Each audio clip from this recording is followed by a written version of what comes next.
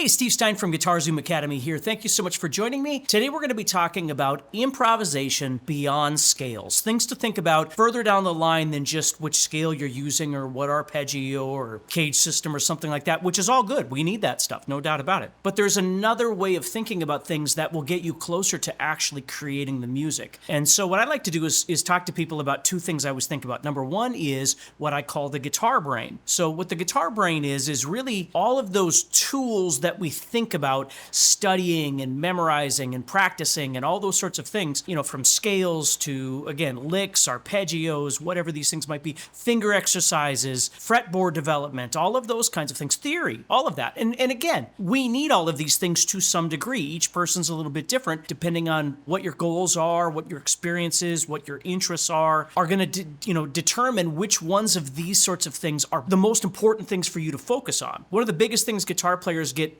bogged down with is just way too much information. They're just practicing, they watch videos and they just grab everything and then start trying to practice 383 different things. And again, if it's working for you, great. But if it's not, part of the reason for that is because you're just practicing so much stuff. And first of all, are the pieces actually connecting together? Or are they just random things that you're trying to do? And number two, are these pieces, these tools, working together to get you where you want to go, or are they outside the sphere of what you're trying to do? If you're trying to learn how to play a G and a C and a D chord so you can play, whatever song, but you're working on some sort of string skipping or tapping thing, again, I'm not judging, you can do whatever you want, but you can see that element isn't directly connected to whatever this thing is. And so sometimes the best thing you can do is optimize that. So if you think about your guitar brain, that's all of these thoughts, all of these skills you're developing, physical skills, mental skills, all that kind of stuff. To get closer to the realm of musicality, the other thing you want to start practicing is developing what I like to call your music brain or the creative brain. And so now you're not just thinking about all of these things like, I'm going to jam over this backing track, so I need to play this lick because I practiced that last week, or I have to do this exercise because my teacher told me to do this thing, or again, I'm not saying it's right or wrong. You might be able to make them fit all the way around, and I think that's awesome. But if they're not fitting and it doesn't sound musical, it doesn't feel musical to you, oftentimes the reason for that is because you're not thinking musically. You're just thinking about the tools. So with the music or the creative brain, what you start thinking about is, what do I want it to sound like? What kind of responses do I want to make to what I'm hearing? What is the music asking from me? So then I start thinking about things like phrasing, repetition, dynamics. I like to talk about things like register, like where on the fretboard do I want to start singing, if you will, when this music is playing? What does it make me feel like? Do I want to play,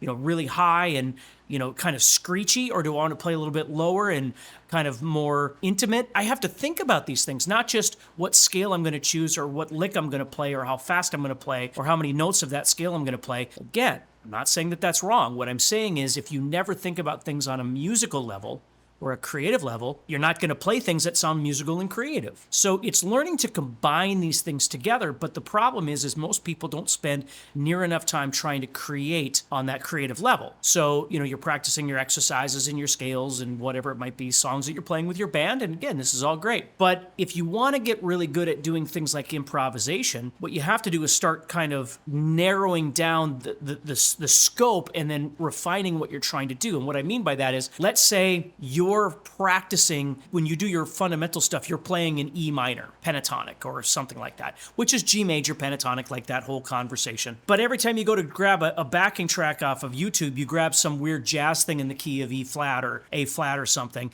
and then you wonder why you're not putting that together. Or when you practice, or even just inherently you as a musician feel things at a particular tempo, but when you grab your backing tracks are nowhere near that groove or that feel that feels good to you. So you're grabbing things in the different key. And again, if you're trying to expand your palette, there's nothing wrong with that at all. But if you're trying to develop some sort of confidence, start with what you know and then build around that. So if you're always practicing in the key of E minor / G major, that's how you're practicing your scale development, your positions, and all that kind of stuff. Why not find some backing tracks that can support the practice that you're putting in? And then find a tempo, find a groove that feels good to you, whatever chords you're working with, maybe it's skill chord connection or whatever it might be. Again, all of these kinds of things need to come into play. And so when you go to practice, this isn't something that you just do once a week or something. This creative practice becomes something that you do on a daily routine as time permits.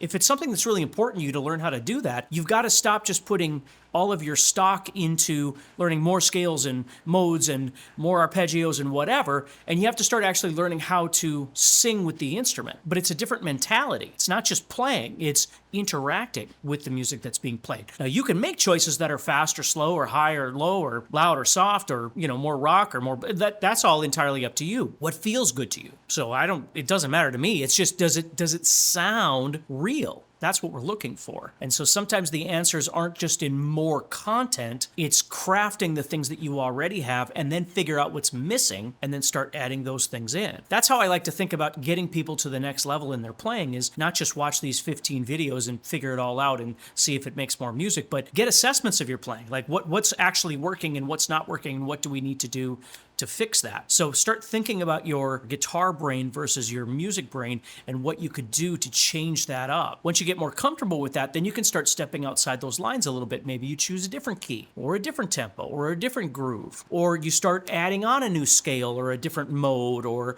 some more licks or whatever. You can keep expanding. But what most people do is they've already tried a bunch of this stuff and they just kind of have a lot of stuff sitting over here, but they have really no idea how to put it together in a musical context. So the more you can practice within that creative space and start learning how to develop these things, so when you get together with other players or jump on stage or whatever it might be, you've already got a platform to work off of. It doesn't always have to be flashy, but it has to be musical. It has to be authentic so an audience can connect to it, and so can you. You can choose to make it more interesting technically, or again, we can use the term flashy. That's a choice of yours, but that has to come secondarily once you've established the confidence of the motion of your fretboard, the creative aspect of your fretboard.